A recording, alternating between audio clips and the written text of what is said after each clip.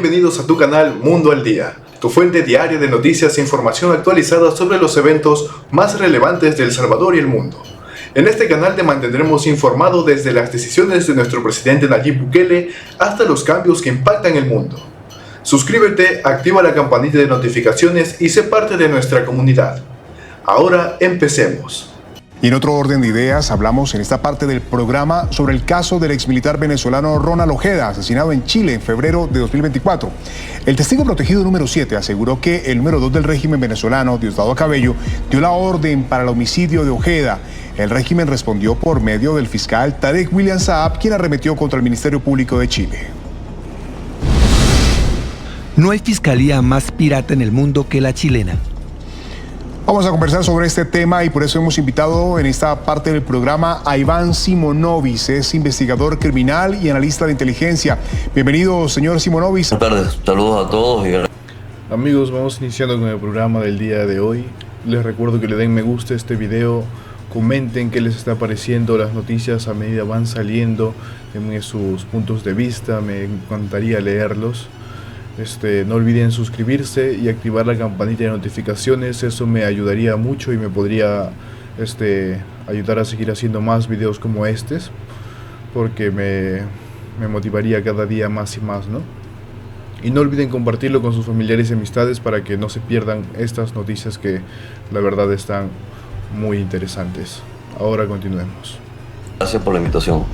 Bueno, ¿qué decir sobre esta situación, sobre ese vínculo que cada vez va quedando en evidencia del Tren de Aragua y el régimen venezolano para atentar contra ese teniente Luis Ojeda hace un año? Bueno, mira, ya desde hace un año una de las primeras personas que habló de la responsabilidad del régimen sobre este homicidio del teniente Ronald Ojeda fui yo. Y lo sé porque ya eso es una práctica del régimen.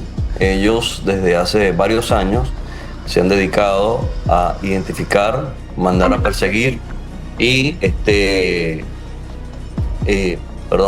mandar a perseguir ciudadanos que están en contra del régimen. En este caso en especial, el caso del teniente Ronald Ojeda, bueno, formó parte de un equipo de militares, de oficiales subalternos que no estaban de acuerdo con las políticas del régimen. Eso los llevó a que los pusieran detenidos, ellos después se escaparon y estando fuera pues llevaron su voz más alto e hicieron actividades que atentaban, que iban en contra precisamente de la represión que estaba ejerciendo el régimen.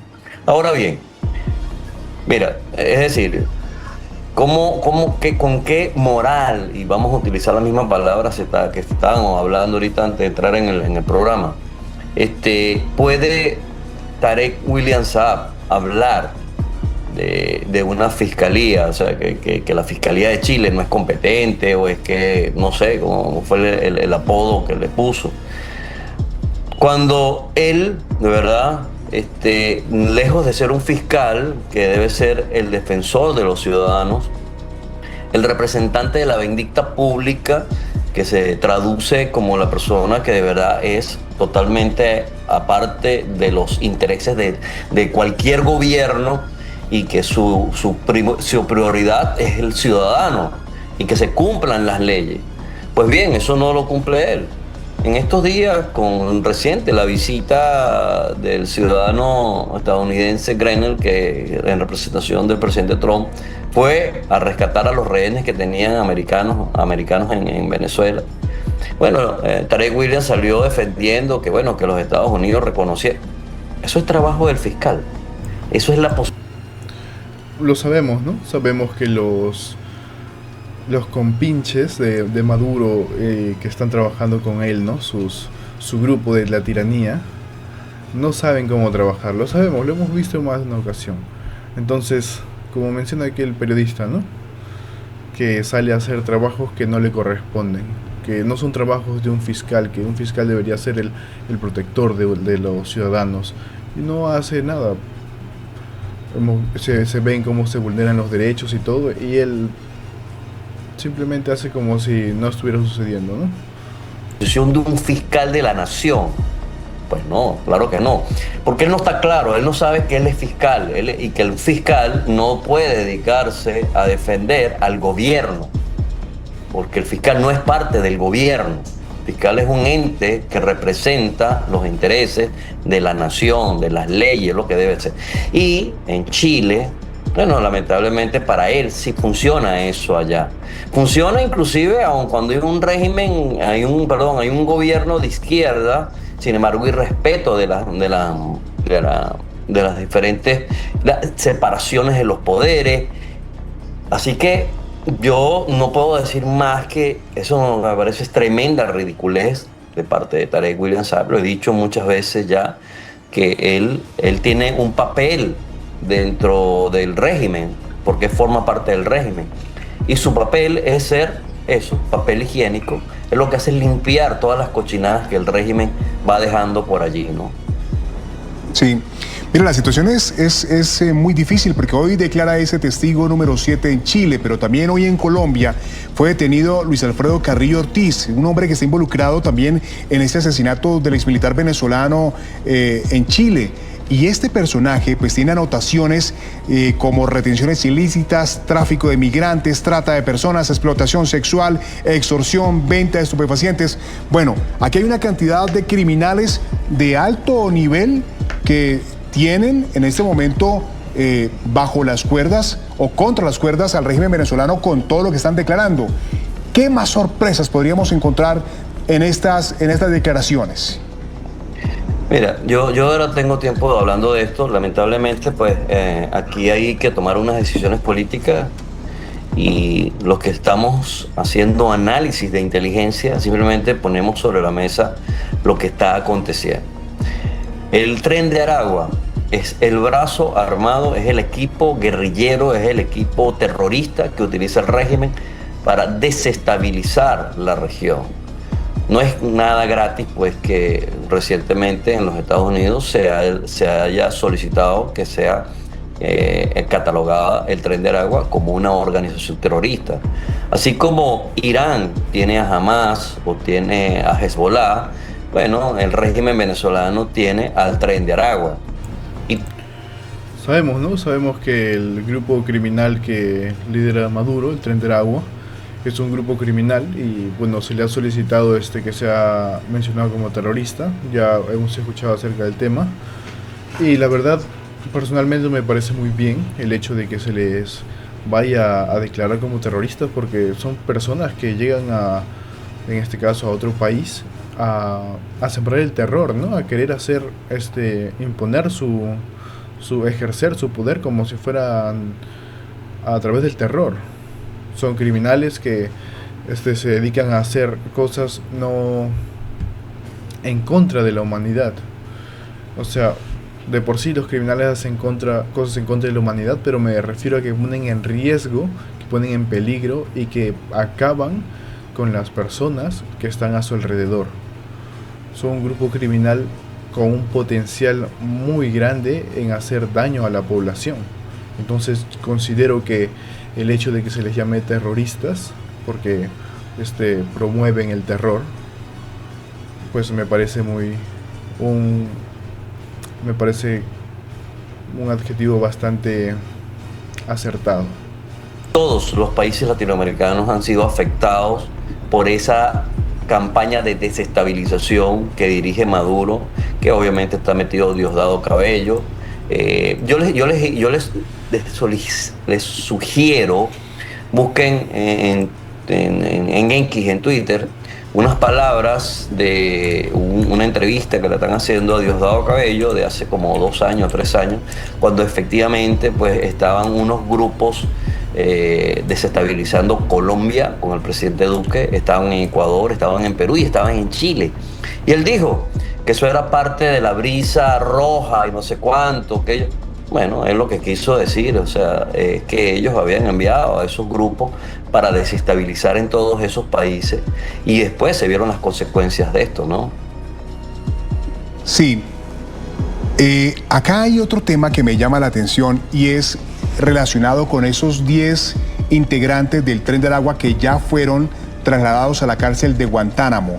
Y esas redadas que han empezado a funcionar muy bien en Denver, en Colorado, también deteniendo a esos miembros, a esos integrantes de esta organización criminal que habían colocado en jaque a la población de Aurora. De una forma u otra, ¿se puede empezar a asfixiar a este grupo con lo que está haciendo Estados Unidos, con la presión que está ejerciendo Chile? Pero falta la unión de muchos más países en la región para que esto tenga el impacto que debe tener, señor Simonovic. Mira, lo primero que tengo que decir es que yo no estoy muy convencido que todos los individuos detenidos en Aurora, en Denver, Colorado, sean del Tren de Aragua. Es muy común entre las organizaciones criminales y los terroristas inclusive copiar actividades de otros grupos criminales para ellos poder hacerse temer, ¿ok? Así que, y además es bien sabido que todas estas estructuras, a medida que van bajando, se van convirtiendo en diferentes células. Yo no digo que algunos de esos individuos no son los que están allá, pero yo tengo mis dudas si todos realmente pertenecen a la estructura original del Tren de Aragua. Eso por un lado. Por otro lado, tengo que decirte que en Latinoamérica, todos los países que sigan manteniendo esta actitud pasiva, poco proactiva, y no pasen a la ofensiva, seguirán teniendo, pues, asumiendo las consecuencias de las actividades criminales y de la presión y de todas estas encomiendas que surgen desde el Palacio de Miraflores en Venezuela por el régimen de Nicolás Maduro y de Diosdado Cabello en su proceso de desestabilizar. Todos los países, en el caso de Colombia, en el caso de Ecuador, de Perú, de Chile, Argentina, los países que mantengan esa actitud pasiva seguirán siendo blanco de esas actividades criminales y en consecuencia sus ciudadanos tendrán, les tocará parte de esa negativa actividad que termina convirtiéndose en robos, en homicidios, en secuestros, en todo ese tipo de cosas. Si verdaderamente queremos un cambio en Latinoamérica y necesitamos que vuelva la paz en el continente latinoamericano, es importante que los países pasen a la ofensiva. Como lo está haciendo Estados Unidos. Estados Unidos, ¿verdad? Sí. En su firme protección, ideología de protección de no solamente el territorio, sino también de los ciudadanos estadounidenses, ha tomado una serie de medidas. Si esas mismas medidas la tomaran todos los países de Latinoamérica, Venezuela, por supuesto, sería otra, y en consecuencia Latinoamérica volvería a la paz. Comenzamos. Bueno, yo creo que en lo que se refiere es a que al decir pasen a la acción, es que pues se refiere a que ya dejen de ser tan pasivos en el tema de la seguridad, ¿no? Sabemos que los países promueven su seguridad interna y todos estos casos. Sin embargo, no vemos que sean tan proactivos con el tema de la seguridad. Hay zonas de los países, de cada país, que son muy peligrosos. Y sin embargo vemos que los policías se mantienen al margen de ciertas zonas. Entonces hace falta hacer un cambio en esos casos, como por ejemplo en El Salvador, ¿no? Que el presidente propuso un plan y lo ha llevado a cabo, y vemos actualmente que se ha convertido en uno de los países más seguros del mundo. Es realmente impactante lo que hemos visto con un país vecino. Es el primer país de Latinoamérica que logra, de continente americano, que logra reducir a tal nivel la criminalidad. Es algo increíble, es un ejemplo a seguir. Creo que si queremos un cambio deberíamos por lo menos considerar el tomar medidas como lo ha hecho este país, ¿no? Este país centroamericano, que es un ejemplo definitivamente para todos los países. Nuestro segmento de entrevistas para darle seguimiento a cuál es la situación actual de los presos políticos en Venezuela. Está con nosotros Óscar Murillo, él es coordinador de Provea. Óscar, feliz día, gracias por tu tiempo. Bien. Muy buenos días, Marjorie. Gracias a ti y por el espacio que brindas al Movimiento Nacional de Derechos Humanos que sigue en Venezuela. Eso es muy importante. Seguimos en Venezuela, seguimos documentando, pese a todos los riesgos y a la elevada amenaza. Hay un grupo venezolano, un grupo de organizaciones de derechos humanos que siguen cumpliendo con esta labor importante de promover y defender derechos humanos en un contexto autoritario. Y precisamente en ese contexto autoritario, pues tenemos que decir que uno de los elementos que lo hemos ya descrito en tu programa tiene que ver con la opacidad alrededor de las detenciones arbitrarias que lleva a la cárcel de forma injusta a muchos venezolanos. Y debemos decir que Provea no ha dejado de recibir denuncias en todo este tiempo, a pesar de que no están en los medios de comunicación por temor de la familia, porque hay todo un circuito de terror alrededor de estas detenciones, pero sigue Provea recibiendo noticias, información y denuncias de detenciones arbitrarias de venezolanos sin ningún tipo de medida judicial, que son incomunicados después con su familia y son sometidos a unos procesos absolutamente injustos y poco transparentes. ¿Se ha agudizado la situación de represión o intimidación o violación de los derechos humanos en Venezuela en estos últimos 6 meses al menos? Sin duda, la ruta democrática, la ruta del ciclo democrático se ha cerrado muchísimo desde el punto de vista legislativo y materialmente a partir de la represión, de la escalada represiva que se desató en Venezuela después del 28 de julio. En este momento estamos en una fase de apaciguamiento posterior, por supuesto, a todo el dolor infligido a los venezolanos después de las detenciones arbitrarias, desapariciones, tratos crueles, encierro injusto, pero no ha dejado de ocurrir esta práctica que ya es parte, digamos, del cóctel represivo del gobierno de Maduro, que es las detenciones arbitrarias. Siguen ocurriendo detenciones arbitrarias de venezolanos que están saliendo por maiquetía, de activistas políticos, de personas que tienen algún tipo de relacionamiento con lo que fue el movimiento electoral, con la promoción de las elecciones del 28 de julio, o simplemente porque tiene afinidad con la oposición. Y hay que decir que eso no configura mucho gusto, bienvenido, gracias por suscribirse. Se están violando todavía en Venezuela los derechos civiles y políticos, los derechos a la participación política, los derechos a la participación ciudadana. Si un ciudadano tiene todo el derecho de expresarse libremente y de expresar también sus ideas, y eso incorpora las ideas políticas, las ideas del pensamiento ideológico, es decir, el pluralismo forma parte de un condimento importante de un sistema de libertades. Cuando ese sistema de libertades no existe, como en efecto ocurre en Venezuela, bueno, tenemos que hay un castigo y una amenaza permanente, constante contra todas estas personas que forman parte de esa disidencia más amplia.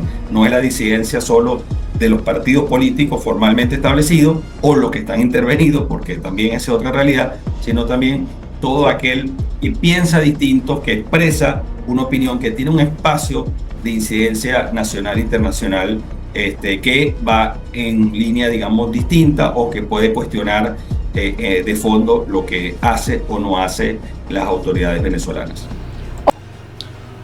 Amigos, sabemos cómo está el país Venezuela actualmente. Sabemos que sus derechos no son respetados. Más que todo me tomo estos pequeños segundos para dar un pequeño mensaje, ¿no?, de apoyo a los venezolanos que se encuentran actualmente luchando. No se rindan, se logrará la libertad en Venezuela. Desde aquí yo le brindo todo mi apoyo a los venezolanos que están en Venezuela y incluso a los que están fuera de Venezuela.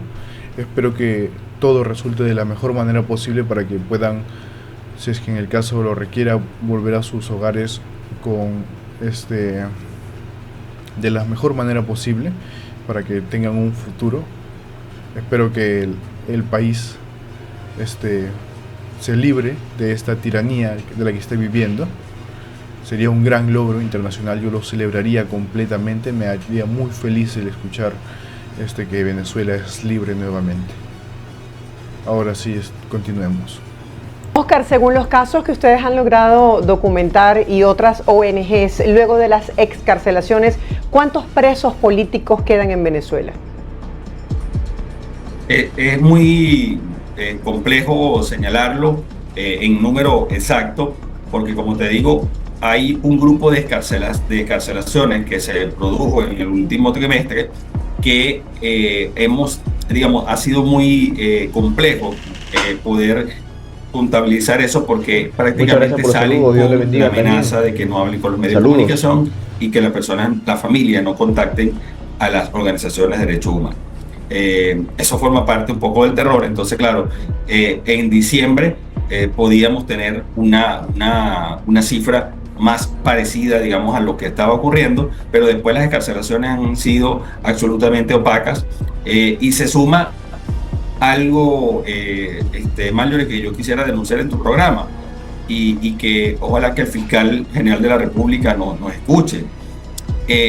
Hemos estado recibiendo denuncias importantes de personas excarceladas que viven en el interior del país, específicamente casos como Nueva Esparta, Amazonas, Anzoátegui y Bolívar,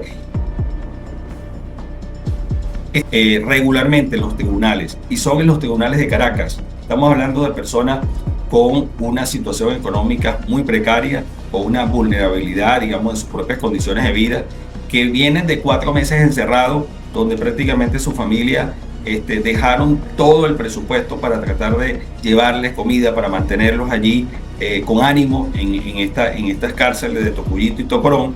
Y bueno, resulta que ahora se ven obligados a trasladarse una vez al mes, cada 15 días, dependiendo del régimen de presentación, y no tienen los recursos para movilizarse. Si no llegan a los tribunales, faltan a esa presentación, pueden pues incurrir y quizás ponerse en riesgo de ser de nuevo encarcelados. Estas personas no tienen recursos para moverse. Hemos podido ayudar a muy pocas, pero son muchas las que hoy día están requiriendo este apoyo para movilizarse a Caracas. Entonces yo creo que en la Fiscalía, pero también la Defensoría del Pueblo, si realmente todavía queda algo del mandato constitucional del Defensor del Pueblo, intervenir para que estos venezolanos no sufran más de lo que ya sufrieron en las cárceles venezolanas. ¿Qué saben ustedes de cuál es la situación de salud de algunos? En el caso de las cárceles venezolanas sabemos sobre la existencia de los presos políticos. Es algo triste de escuchar también, muy muy triste. Se puede observar cómo hay personas, muchas personas, cientos de personas que están actualmente protestando en las calles, afuera de los juzgados e incluso fuera de los lugares en donde están siendo encarcelados o retenidos en contra de su voluntad, para ser más exactos. Una situación muy triste en las cuales las personas que han salido a protestar, que han salido a expresar su opinión, que han salido a exigir su derecho al voto, porque pues muchos han votado y el respeto hacia las votaciones han sido mínimas. Hasta ahora se sigue pidiendo las actas, que ya parece un teléfono malogrado el hecho de que estemos repite y repite las actas, y sin embargo el actual gobernante de Venezuela hace caso omiso, no le interesa a la comunidad internacional lo que opine. Entonces es una situación bastante complicada, ¿no?, para los presos políticos que se encuentran en el país, porque se encuentran detenidos en contra de su voluntad.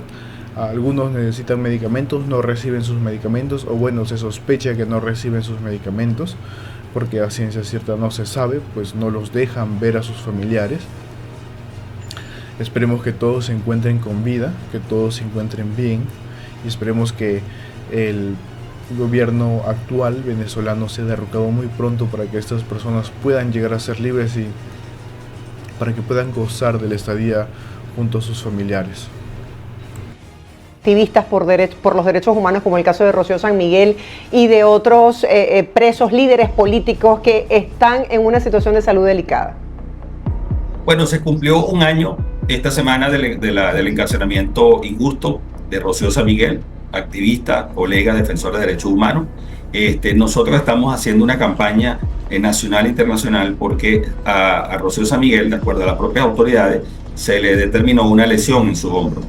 Esto tiene que ser operado, tiene que ser intervenido, pero los estándares internacionales, lo que establece la ley, es que ella, dentro de esa reclusión, que ya es arbitraria, tiene el derecho de solicitar ayuda médica especializada de confianza. Entonces, estamos pidiendo que a ella la vea un especialista de su confianza y que sea intervenida de acuerdo a los protocolos médicos que indiquen estos médicos de confianza. Eso no ha sido todavía permitido, por lo tanto, pues no solamente pedimos primeramente por la libertad de Rocío San Miguel, sino también por esta solicitud humanitaria que estamos haciendo desde el Movimiento de Derechos Humanos. Ayer también pudimos conocer y contactar a la hija del ex presidente de Fedecámara, Noel Álvarez. Después de más de 25 días aproximadamente, las autoridades notificaron a la familia que se encuentra este ex dirigente empresarial en el helicoide. Su hija informó públicamente que ha sido notificado, que se encuentra en estado bien de salud, y bueno, decía que en medio de esta situación le alegraba saber que su papá estaba vivo y que su papá estaba en buenas condiciones. Entonces, de nuevo, estas prácticas de incomunicar a los presos políticos por más de un mes con su familia es un trato cruel e injusto con la familia. O sea, esto no está amparado en ningún lado. ¿Qué pasó con esta persona durante el mes de encierro? ¿Fue presentado en un tribunal? ¿Qué delitos le están imputando? Entonces, ayer también veíamos en un medio internacional al fiscal general Tarek William Saab hablando de los derechos humanos vigentes en este país. Hay que preguntar si una persona es encarcelada sin medida judicial, incomunicada con su familia, si eso realmente es una protección de los derechos humanos. Entonces, si nos queremos de verdad hacer publicidad y propaganda de la gestión del fiscal, bueno, cumpla con el mandato constitucional. Digamos, opóngase a estas detenciones arbitrarias, porque muchas de estas detenciones arbitrarias las ejecuta un cuerpo policial y yo creo que ni siquiera el sistema judicial se entera. Todo ese proceso lo hacen después, porque lo hemos logrado testificar de esa manera. Detienen a la persona, la incomunican, la llevan a centros clandestinos, después lo llevan al SEBIN, al helicoide, y posteriormente se produce el expediente judicial. Y no nos queda además mucha certeza, o ya no quedan muchas incertidumbres sobre lo que es la parcialidad de nuestro sistema de justicia, cuando la presidenta del Tribunal Supremo de Justicia, en la sesión de inauguración del Poder Judicial del año judicial, pues establece claramente que hay un propósito y hay una lealtad absoluta del Poder Judicial hacia lo que es el proyecto político que lidera Nicolás Maduro. Hay que recordar que del video, ustedes lo analizan, lo comentan, si les parece bien, les parece mal, estoy y de igualdad de todos los ciudadanos frente a la ley. Eso es lo que hay que proteger y por supuesto no nos cansaremos de exigir que se coloque sobre la mesa la vigencia del Estado de Derecho.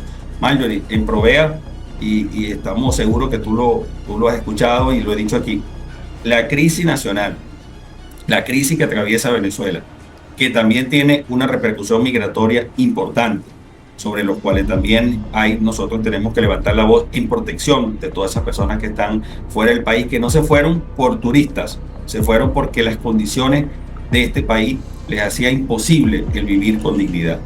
Pero la crisis nacional, volviendo al tema, no va a poder ser resuelta hasta que las demandas de igualdad de derechos sean escuchadas y que las instituciones del Estado respondan y vuelvan al mandato constitucional. Eso se requiere, ¿no?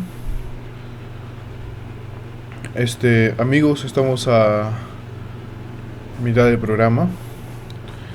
Hago esta pequeña pausa para recordarles que le den me gusta a este video, comenten qué les está pareciendo, no olviden compartirlo con sus familiares y amistades, y también suscríbanse y activen la campanita de notificaciones, me ayudaría muchísimo y así no se perderían estos videos que son muy informativos. Ahora sí, continuemos. Llevamos más de un mes de gira y quiero aprovechar para decirles que reitero mi compromiso con los casi 8 millones de venezolanos que votaron por el cambio el 28 de julio de 2024 y con los millones que me han acompañado en cada país que he visitado. Sigo trabajando desde el exilio para defender esa voluntad de cambio. Mi salida de Venezuela no fue una elección, sino una necesidad ante la persecución del régimen que intentó silenciarme, pero hoy se demuestra que no lo logró. Lejos de rendirme, he multiplicado mis esfuerzos para lograr el reconocimiento internacional de nuestra victoria y fortalecer la lucha por la democracia. He recorrido América y Europa, denunciando el fraude del régimen y buscando respaldo para nuestra causa.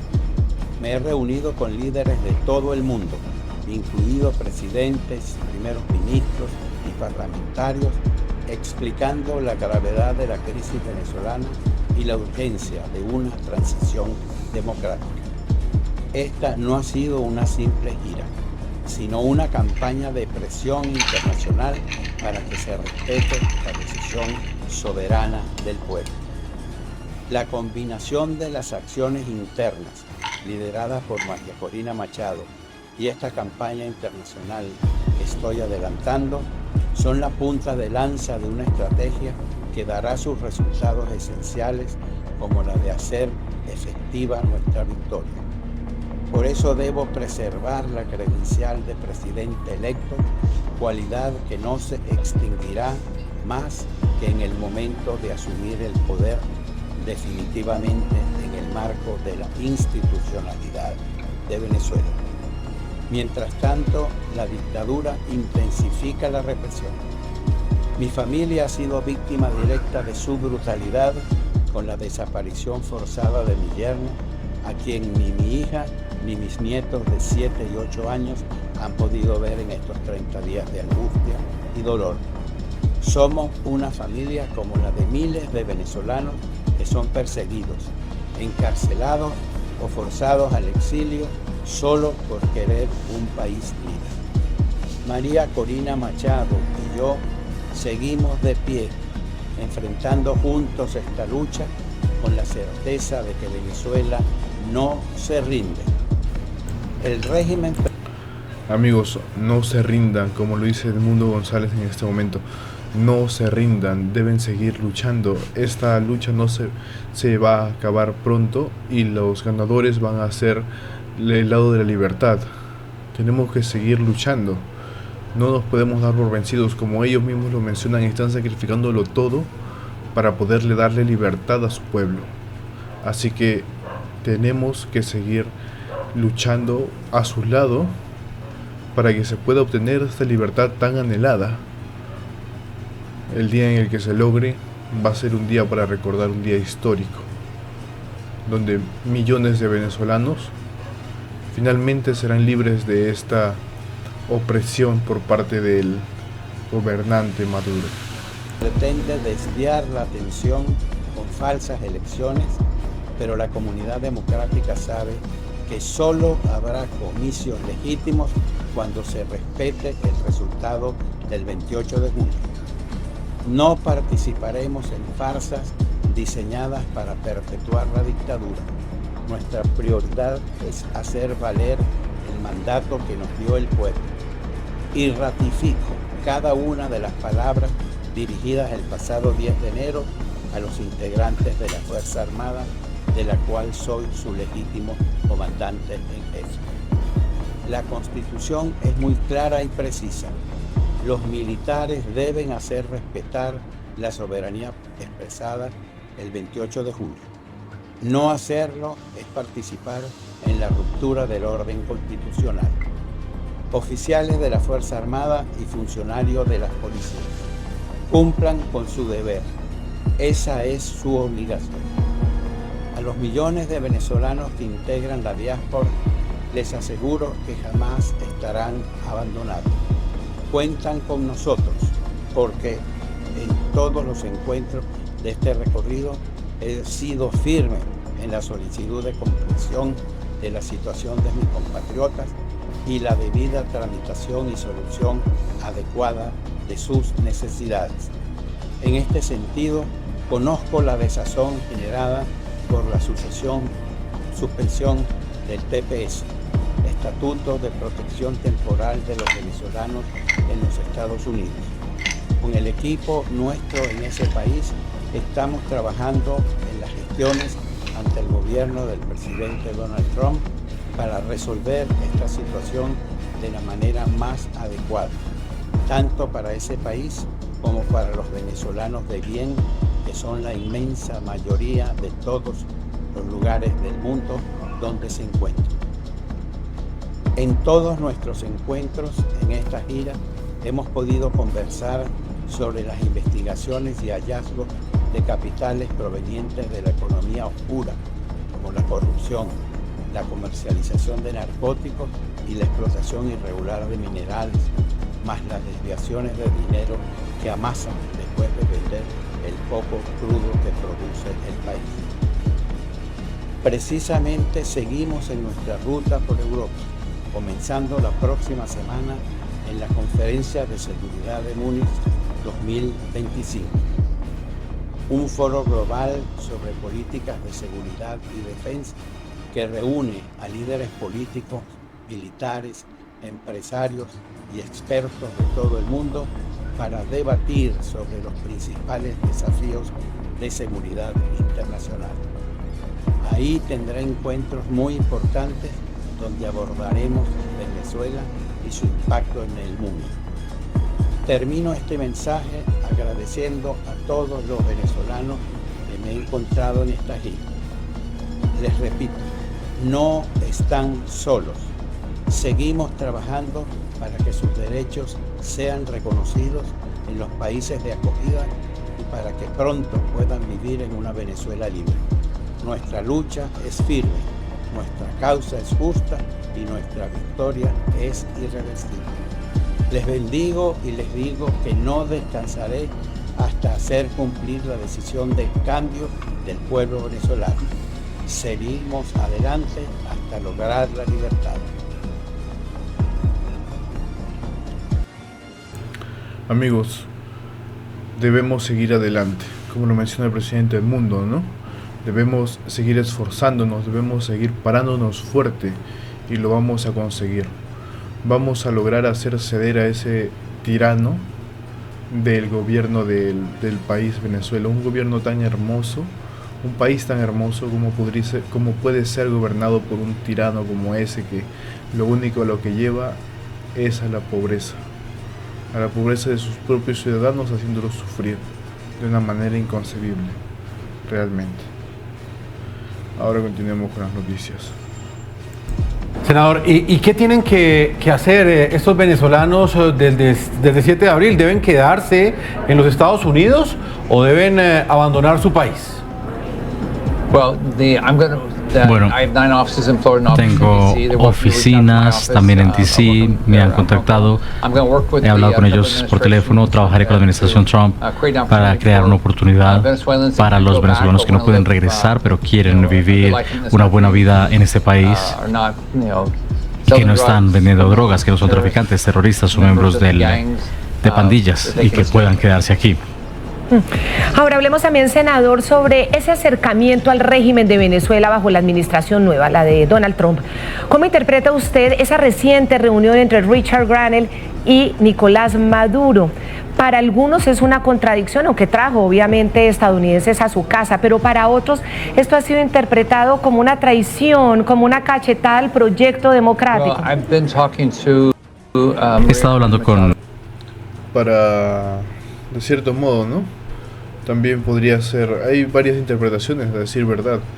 Puede ser una traición, puede ser una estrategia, puede ser un método, pero al fin y al cabo lo que está haciendo Trump es recuperar a sus ciudadanos. Él es presidente de los Estados Unidos y tiene que velar por la seguridad de sus ciudadanos estadounidenses. Así que de cierto modo, en ese sentido, tiene sus cartas a su favor.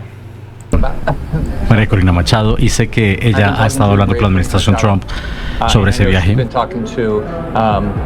Para mí fue un viaje para regresar a casa a rehenes estadounidenses, que fue positivo. Fue un viaje para asegurar que criminales puedan regresar a Venezuela y no quedarse en los Estados Unidos. Infortunadamente, probablemente una de las partes más importantes del viaje fue a dónde se iría Maduro cuando abandone Venezuela, y que eso no pasó. Haré todo lo posible para asegurar que eso sí suceda. Tengo un proyecto que aumentará el precio por Nicolás Maduro a $100 millones. Entonces voy a seguir luchando para asegurarme que Maduro se vaya. Voy a trabajar con María Corina Machado, sé que ella está hablando con la administración Trump también, y con el secretario de Estado Marco Rubio, para asegurar que Maduro se vaya, que Chevron no siga dándole dinero a Maduro. Así que vamos a seguir trabajando en esto. Mi experiencia con Michael Waltz, el consejero de Seguridad Nacional, con Marco Rubio, secretario de Estado, Donald Trump, presidente de los Estados Unidos, es que están comprometidos absolutamente con que Maduro se vaya. Claro. Me parece bien el término que Maduro se vaya del poder, ¿no? Pero no me parecería correcto que Maduro logre escapar del país y que logre prácticamente salirse con la suya, ¿no? Porque si escapa debería salirse con la suya. Esperemos que ese no llegue a ser el caso y que en su vez se le vaya a tomar preso por los crímenes que ha cometido. Realmente son crímenes que no son que no han sido positivos, para nada positivos.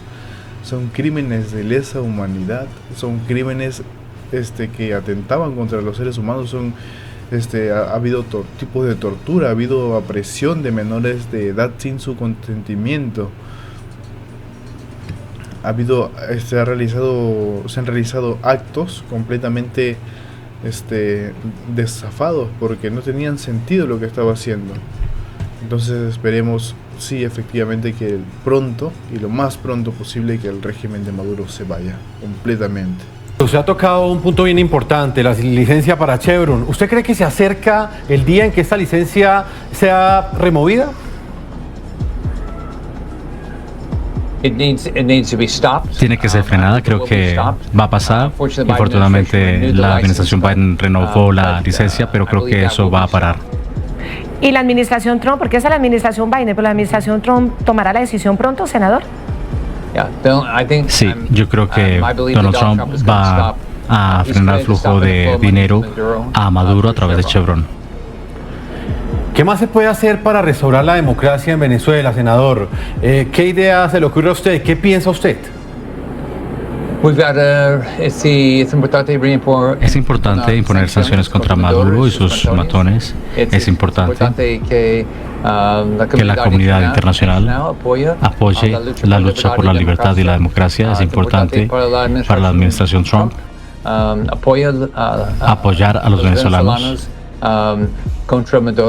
Y creo que lo que tenemos que hacer es reimponer las sanciones. Debemos asegurarnos de que el mundo presione a Maduro. Es un paria, él no ganó legítimamente la elección, y haremos todo lo posible para luchar contra lo que Nicolás Maduro está haciendo. Quisiera volver, senador Rick Scott, sobre la visita de Richard Grenell, el enviado para misiones especiales de los Estados Unidos. Usted ha dicho que espera que este enviado especial de Trump exija el regreso de todos los ciudadanos estadounidenses detenidos por el régimen de Maduro. Como resultado de esa visita, 6 de ellos ya regresaron a casa, pero según la organización Foro Penal, 7 ciudadanos estadounidenses todavía siguen presos en Venezuela. ¿Cree que continuarán estos esfuerzos para liberarlos? ¿Sabe si 7 ciudadanos son los que todavía se mantienen presos ante las garras de la dictadura? Es algo complicado. Estados Unidos va a querer recuperar sí o sí a esos ciudadanos, entonces van a necesitar hacer negociaciones tarde o temprano. Así hayan dicho que esta vez no han hecho negociaciones, tarde o temprano van a tener que hacerlas para recuperar a esos ciudadanos. ¿Ha contactado a la familia de ellos? He estado hablando con las familias de los rehenes. Voy a seguir luchando para que los rehenes estadounidenses regresen a casa. Lucharé por los venezolanos que están aquí. que no son terroristas o que no son parte del régimen de Maduro o del Tren Aragua. Escucharé todos los días, estoy hablando con María Corina Machado, me da ideas. Entre más le podamos decir al mundo sobre lo que está pasando en el mundo, mejor oportunidades tenemos para sacar a Maduro del poder. Entonces, a los venezolanos, si están en Venezuela o en cualquier parte del mundo, deben ser muy claros sobre lo que está pasando en Venezuela y decirle a la gente lo que es Nicolás Maduro. Es una amenaza para la sociedad, es una amenaza para los niños, para cualquiera que crea en la libertad. Senador, el Tren de Aragua es ahora declarada una organización terrorista de la misma categoría que ISIS. La evidencia de inteligencia que apunta contra esa organización, ¿cree usted que podría forzar a parar a la dictadura de Nicolás Maduro en Venezuela? Absolutamente. Claramente son organización terrorista y Maduro es el jefe de esa organización, entonces creo que puede ser utilizada. Es una de las razones por las que elevamos la recompensa por Maduro a 25 millones. Estoy tratando de elevarla a 100 millones de dólares, entonces... Mucho gusto, bienvenido. Si es que la recompensa de Maduro se elevara a 100 millones, ahí sí habríamos un notorio cambio. Habría más grupos interesados en la captura de Maduro. Ya hemos visto a Erik Prince, quien ha proclamado que es un hater total de Maduro. Entonces, incluso hizo un tipo de colecta en el que iba para que pueda financiar el viaje hacia Venezuela para derrocar para derrocar a Maduro. Sin embargo, aún creo que no se ha alcanzado la meta que él estipuló. Así que esperemos que, pues, o lo haga Erik Prince o lo haga algún país, pero que se cumpla, que se haga justicia para Venezuela. Eso sería la mejor opción. Podríamos acabar con Maduro en el poder. Es importante que no haya más días bajo Maduro y debemos luchar todos los días para cumplirlo, y es una de las maneras en las que podemos hacerlo. ¿Y cuándo va a presentar, senador Rick Scott, esa propuesta suya, esa propuesta de ley al Congreso para elevar precisamente la recompensa que nos dice usted ahorita de 100 millones de dólares a quien capture a Nicolás Maduro? ¿Cuándo va a suceder eso?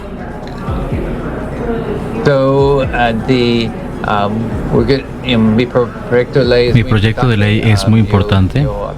Yo hablé con mis colegas senadores sobre su apoyo para en este proyecto de ley dar más fondos, más millones de dólares para que Nicolás Maduro no tenga más días en el poder. Voy a trabajar muy duro para que sea aprobado. Senador.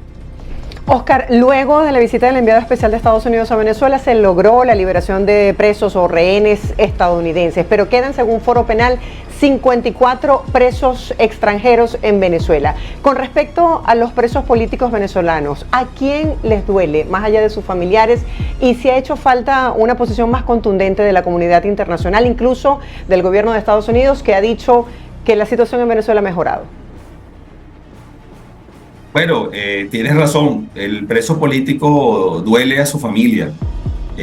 Por supuesto, desde el punto de vista de la solidaridad, nosotros lo que tenemos que hacer es colocarnos en la piel y en el sentimiento de esa familia que sufre la ausencia de su ser querido y además sin ninguna certeza de que vaya a ser procesado de forma justa.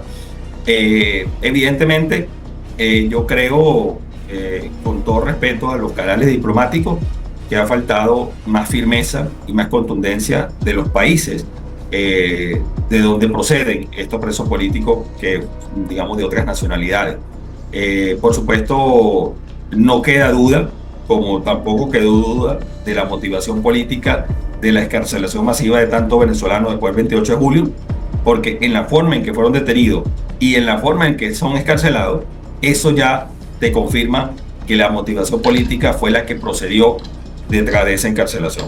Y pasa también con este caso controversial de la entrega de estos estadounidenses, que por supuesto nosotros también, considerando los presos políticos, también pues por supuesto celebramos esa excarcelación como la de todo ser humano que no puede estar preso sin razones justas, sin un juicio justo.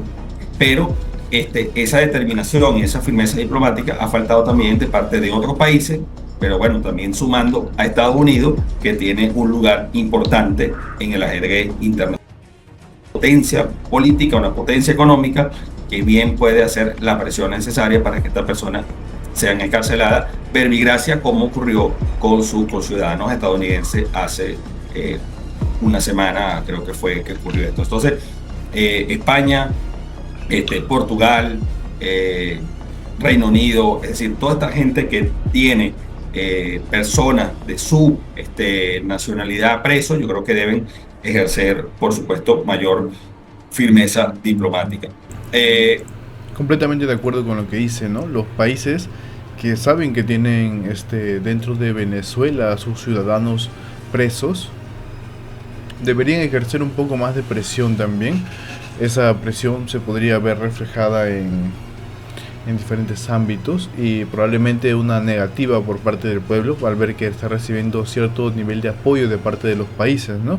Para el caso de recuperar a los presos políticos. Eso podría ser un camino bastante positivo, de verdad, a favor de los países, a favor de los países aliados que no tienen nada que ver con Venezuela y que odian el hecho de que Maduro se haya apoderado del gobierno venezolano, ¿no? Porque eso es un insulto para la libertad, ciertamente. Pero esto nos confirma, Marjorie, que se trata de una situación de rehenes. Es decir, fíjate cómo fue una ficha de cambio que guardó Maduro hasta un momento, digamos, para sacar algún tipo de rédito político. Entonces, son fichas importantes para ellos, para las negociaciones que se produzcan en algún momento. Y claro, lo mencioné en algún momento, ¿no? Que Maduro considera más a estas personas fichas de cambio. Es algo que suena muy triste, pero es la cruda realidad, ¿no? Como lo que está haciendo, así como lo que ha sucedido con Estados Unidos. Ha dado a 6 de sus ciudadanos y ha obtenido algo a su favor. Ya hemos visto como, por ejemplo, pasó con los estadounidenses, que han sacado un rédito político desde el punto de vista de la propaganda, y por supuesto hay una enorme confusión hoy día, una enorme confusión porque además no hay una claridad aún, esto hay que decirlo con total responsabilidad, sobre la dirección política que va a tomar la Casa Blanca hacia el conflicto venezolano. Lo que esperamos sobre los principios de derechos humanos y de democracia es que el nuevo gobierno de Estados Unidos debe, digamos, activar todos sus mecanismos diplomáticos, y eso significa incorporar a China, incorporar a Rusia, poner sobre la mesa ese poderío que está exhibiendo en otros asuntos que me parecen absolutamente irrelevantes o que no son tan prioritarios, para contener la regresión antidemocrática más importante de América del Sur. Nosotros creemos... Amigos, hago esta pequeña pausa para recordarles que le den me gusta a este video. No olviden comentar qué les está pareciendo las noticias. No olviden también compartirlo con sus familiares y amistades. Lo pueden hacer a través de WhatsApp. Sería algo, la verdad, que yo les agradecería mucho, porque eso me motivaría demasiado a seguir haciendo más videos como los que estamos viendo en este momento, en los que nos logramos enterar sobre lo que está sucediendo en la actualidad en el mundo. Ahora sí, continuemos. Creíamos o podemos esperar que ese debe ser una prioridad del gobierno estadounidense. Hasta ahora hemos visto dos líneas muy difusas sobre cómo encarar esta situación del conflicto o la prolongación de la crisis institucional venezolana de parte del gobierno de los Estados Unidos. Oscar, el venezolano sabe cuál es la realidad, lo que se vive, pero a lo externo es importante el trabajo de los medios de comunicación para visibilizar estos casos de violaciones a los derechos humanos. Pero Espacio Público reportó que tan solo en enero se presentaron 67 violaciones a derechos humanos de periodistas, comunicadores en Venezuela. Bajo esta perspectiva, ¿cuán importante es la denuncia, el trabajo que se viene haciendo para visibilizar al mundo lo que es una realidad en Venezuela? Bueno, pese a los medios y a los recursos escasos que tiene la sociedad civil, no solamente las organizaciones de la sociedad, digamos, de organizaciones de derechos humanos, también medios de comunicación, ha sido realmente un enorme desafío, y los logros han sido significativos de colocar y de mantener todavía a la crisis venezolana en un lugar importante, digamos, de la geopolítica nacional. Y eso no es porque esto haya sido una bandera de líderes políticos globales. Esto ha sido un esfuerzo y un logro de la sociedad con los pocos recursos que tiene. Vamos a hace algunos meses cómo ocurrió la campaña electoral en Venezuela, Marjorie, en absoluta desproporción. Prácticamente una campaña guiada por pocos medios de comunicación y prácticamente mandando mensajes por WhatsApp o por algunas plataformas de mensajería. Recordamos muy bien lo que sucedió en las pasadas elecciones de Venezuela, algo realmente trágico que ocurrió, ¿no? Se robaron las elecciones, y por robar no me refiero a que la hayan tomado nada más, ¿no? Sino que las tomaron por la fuerza, por el poder, y encima a cualquier persona que se les oponía empezaron a encarcelarlas, incluso menores de edad. Además no podías publicar prácticamente nada en tus redes sociales, porque si alguien te delataba te llevaban presos. Ahora vemos bastantes presos políticos, los que se encuentran los familiares luchando fuera de las cárceles para que devuelvan a sus familiares, que son temas demasiado tristes, la verdad, de ver. Es algo realmente conmovedor, cómo es que aman tanto a sus familiares que van muy seguido a ayudarlos, pero sin embargo este tirano de Maduro no les permite ver a sus propios familiares. Es algo realmente triste que se logra observar hoy en día. Pero los venezolanos, aún así, en una resistencia comunicacional muy creativa, fueron encontrando los caminos, los mensajes para conectarse con un mensaje de cambio y expresarse, como se expresó el 28 de julio, expresó un deseo mayoritario de cambio político. Esto ha sido bloqueado, esta salida política ha sido bloqueada hasta el momento por quienes ejercen el poder, que quieren, por supuesto, preservar ese poder, no precisamente con fines democráticos, pero lo que es importante resaltar es que es una sociedad, y también lo he dicho aquí, es una sociedad que es democrática, ¿sabes? La sociedad venezolana, aguas abajo, es democrática, pese a que la arquitectura institucional venezolana hoy está ausente o está pendiente de otros intereses que no son precisamente proteger y servir a los ciudadanos. Así que hay que seguir adelante. Sabemos que también las medidas que han surgido en estos primeros días de la administración de Donald Trump también son malas noticias para el ecosistema de medios de comunicación que no encuentran, por supuesto, por motivos propios, cómo desarrollar una política comunicacional en Venezuela que sea respetada y que sea protegida. No olvidemos que ha sido un propósito fundamental del gobierno de Hugo Chávez y también de Maduro aniquilar todo el sistema de comunicación en Venezuela, y recordemos aquella frase de la hegemonía comunicacional. Bueno, ¿qué es la hegemonía comunicacional? Controlar la información. Aún así, los venezolanos han resistido, los periodistas se han reinventado, han surgido nuevos medios en estas plataformas digitales, y eso ha permitido que el venezolano siga expresándose, siga enterándose de lo que está pasando no solamente en su país, precariamente, porque no conocemos todo lo que pasa en nuestro país, porque no tenemos la posibilidad y los medios que nosotros quisiéramos, y también enterarnos del curso de la realidad de otros países. Así que ahí hay que tomar nota. Es triste el hecho de que los repriman incluso a nivel informativo, ¿no? De que no les permitan expresarse incluso a través de redes sociales. Ya recordamos a Maduro diciendo que Facebook, que Twitter, que estaban en su contra, e incluso quería bloquear Twitter en Venezuela para que los venezolanos estén incomunicados, para que no se filtre información al exterior.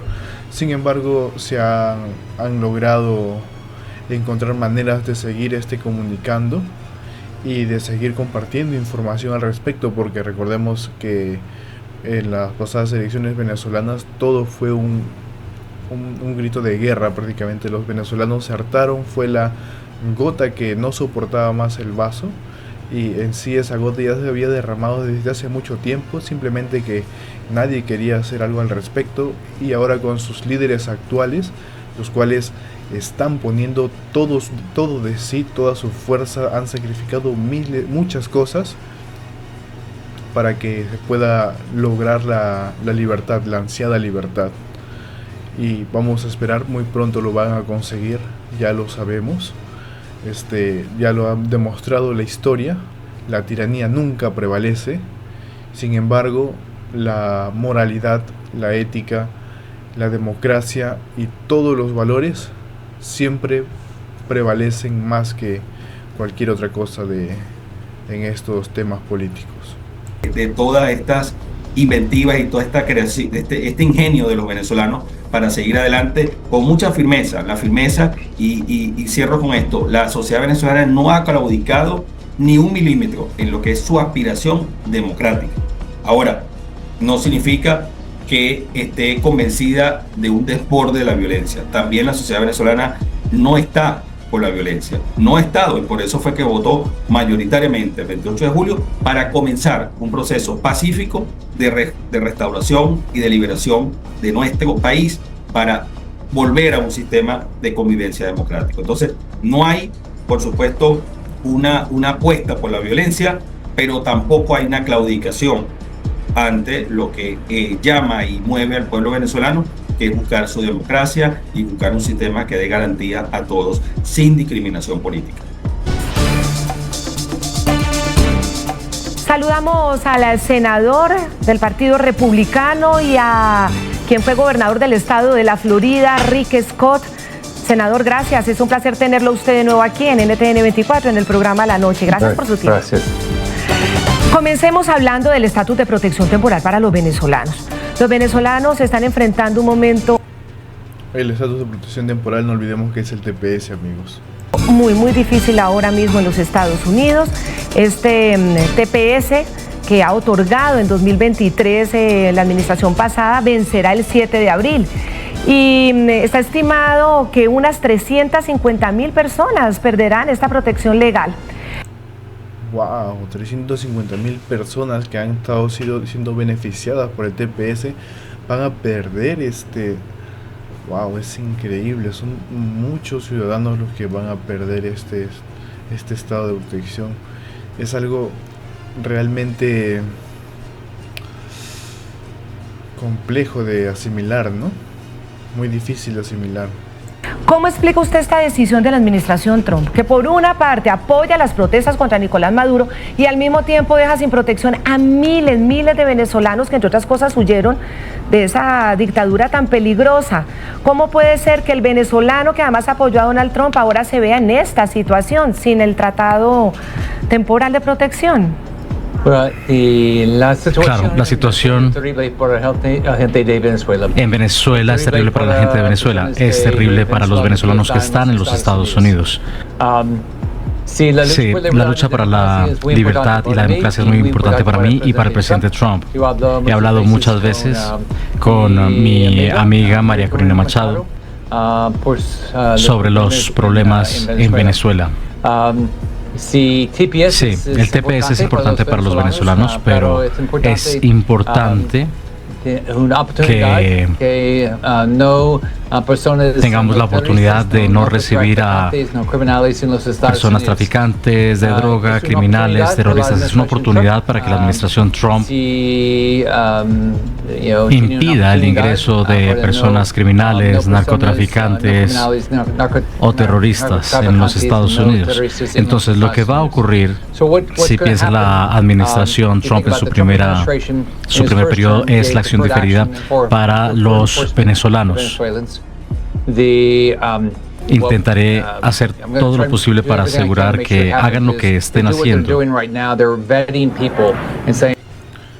Amigos, hago esa pequeña pausa para darles un pequeño punto de vista mío acerca del estado de los venezolanos, ¿no?, que están a punto de que van a ser revocados del TPS.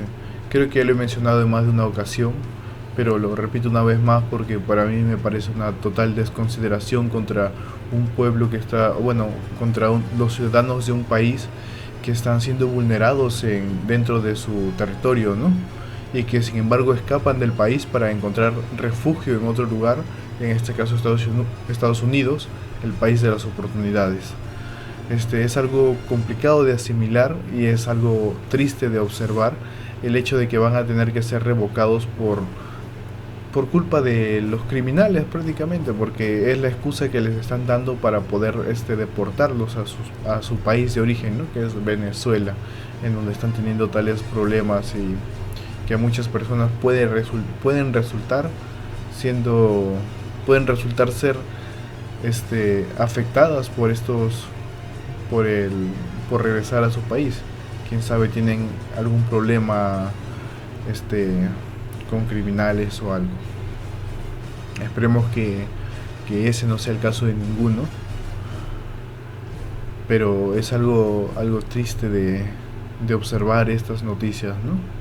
Y decir, sí, la gente que quiere venir aquí y vivir nuestro sueño y hacer lo correcto, deben tener la oportunidad de quedarse aquí hasta que tengamos libertad y democracia en Venezuela. Pero necesitamos asegurarnos de que no tengamos personas que venden drogas, criminales, terroristas aquí. No queremos el tren de Aragua aquí, en los Estados Unidos.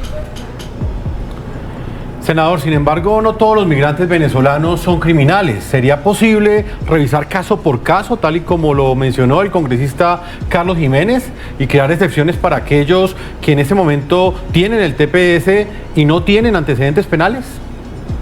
Es correcto. Sí, es correcto. Es lo que exactamente tienen que hacer, mirar esto caso por caso. Las personas que están aquí simplemente porque no pueden regresar, porque no es seguro para ellos regresar, deberían tener la oportunidad de quedarse aquí, pero si se tiene antecedentes penales, si es parte del tren de Aragua, si es terrorista, si está vendiendo drogas, entonces no debe.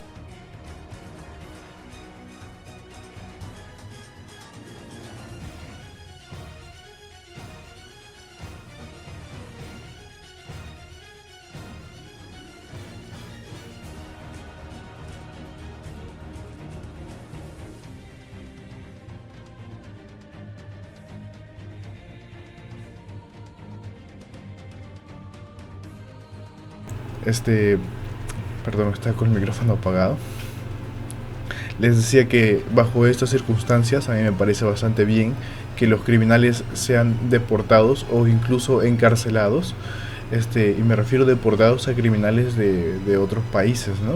Donde sabemos que no hay una dictadura criminal que avala por ellos. Y en el caso de los criminales de Venezuela, los que son miembros del Tren de Aragua y entre otras organizaciones que posiblemente haya, que sean enviados directamente a prisión, porque si son enviados a Venezuela, en donde está su líder criminal, pues va a optar por querer liberarlos y llevarlos, no sé, a un país distinto, ¿no? Su mejor opción es Estados Unidos. Sin embargo, pues también tienen las opciones de enviarlos a países de sus alrededores. Sería una amenaza latente en contra de los ciudadanos de los países latinoamericanos, los que están alrededor de Venezuela. Entonces sería un problema muy grave. Debería tener la posibilidad de quedarse aquí. Esto debería estudiarse individualmente para estudiar las personas buenas y diferenciarlas de las malas. Sí, allá son entonces con usted varios congresistas republicanos que piden lo mismo. Y usted tiene razón en que obviamente hay migrantes que sí fueron detenidos. Es el caso de los deportados a Guantánamo. Los primeros inmigrantes ilegales detenidos a esa base naval de Guantánamo son miembros además del Tren de Aragua, según el Departamento de Seguridad Nacional. Esta banda ya declarada como banda terrorista. Además, el secretario de Estado Marco Rubio logró que El Salvador recibiera migrantes de otras nacionalidades y los ingresara en sus cárceles. Amigos, disculpen si me ven girando cada rato, es porque no me encuentro muy bien en este momento, pero siempre y cuando sea por el bien de la información estamos aquí. Ahora sí, continuemos. ¿Cómo evalúa estas acciones de la administración Trump y también la de la administración de Bukele? Es una buena idea. Es una buena idea. Mira, creo que enviarlos a Guantánamo son criminales, son narcotraficantes. Creo que eso es algo bueno. El Salvador es una buena idea, pero, ¿sabe? No quiero que la gente que quiera afectar la seguridad de los Estados Unidos o a las familias de los Estados Unidos en ese país, entonces envíenles a Guantánamo o a El Salvador. Es una buena idea. Senador, ¿y cree usted que es posible que los criminales del Tren de Aragua puedan ser deportados a El Salvador y ser recluidos en prisiones del presidente Nayib Bukele? ¿Cree que esa es una buena idea? Porque hay quienes aseguran que si ellos regresan a Venezuela, quizás ellos podrían ser liberados por la dictadura y podrían continuar cometiendo crímenes, incluso podrían hasta regresar a los Estados Unidos. Creo que es una buena idea. El tema de Bukele es una gran idea, como él también lo menciona, ¿no? Es una gran idea, tiene una cárcel de máxima seguridad, o sea, es una cárcel perfecta, a decir verdad, para criminales de la peor índole. Ya hemos visto que se ha reunido con Marco Rubio, Bukele. Entonces yo creo que va a haber una colaboración con Estados Unidos, ¿no? Para recluir. Y creo que ya han enviado algunos criminales, si no me equivoco. Creo que es una muchísimo mejor idea que enviarles de nuevo a Venezuela. Solo hay que recordar que cada día el Tren de Aragua es de Maduro. Entonces recordemos que Maduro es el jefe del Tren de Aragua. Entonces envíenles a prisiones en El Salvador, a Guantánamo.